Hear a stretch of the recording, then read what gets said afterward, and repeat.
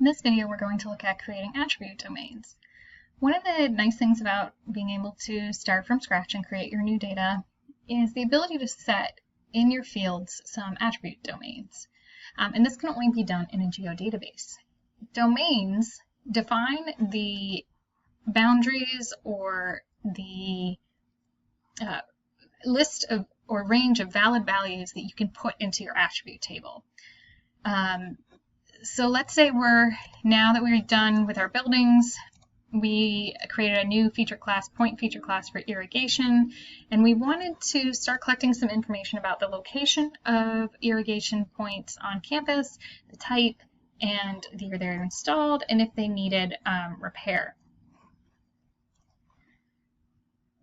What we can do is we can set domains to control what people out in the field recording our data are allowed to put into that location on the attribute table, or to describe that feature.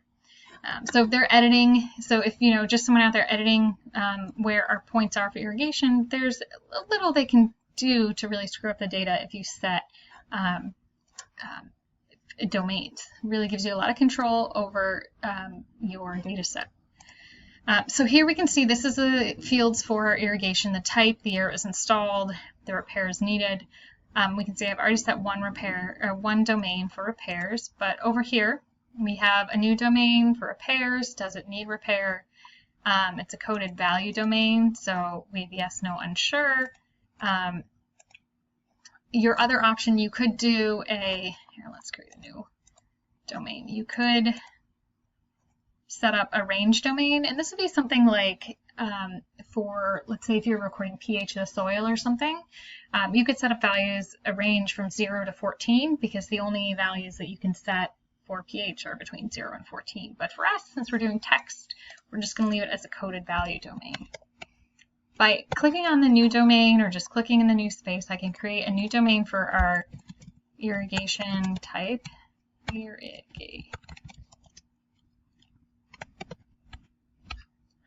And we can start adding in the codes for that value. So they can do this for any type of attribute. We are going to specify a valid set of values for that attribute. So we can have it be a in-ground sprinkler.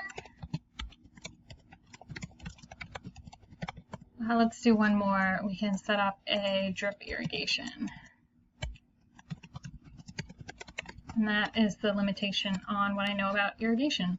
But you could set up however many different types of irrigation systems we had on campus. We could set those up here. So our codes are just going to be 3-letter codes that refer to these descriptions. Most importantly, we're now going to click Save. And we can close our domains. And from here, I can go into my fields. I can click under the domain column. I can choose that new domain that I just created, or I could create a new domain from here. So if I wanted to create a range of values for years that could possibly be installed, I can do that here as well. And of course, click Save.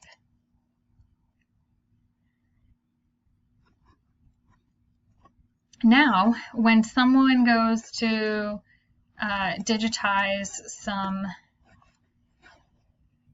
irrigation points, we're just going to make these up. We're going to add it to the map again. Remember, we haven't created anything yet, so nothing's going to appear. But we can go to Create. I just want to create, we want to pick the irrigation. We're just doing a point. You can see there's all sorts of options, but we're just doing points. And let's just say there's one here. We can go to our attributes now. Let's just do the one. So I'll click the one. Remember, I didn't show you in the last one, but you do need to save your edits. Okay, so that's saved. And from here, I now just have a drop-down menu. Because I set those domains, I can easily prevent any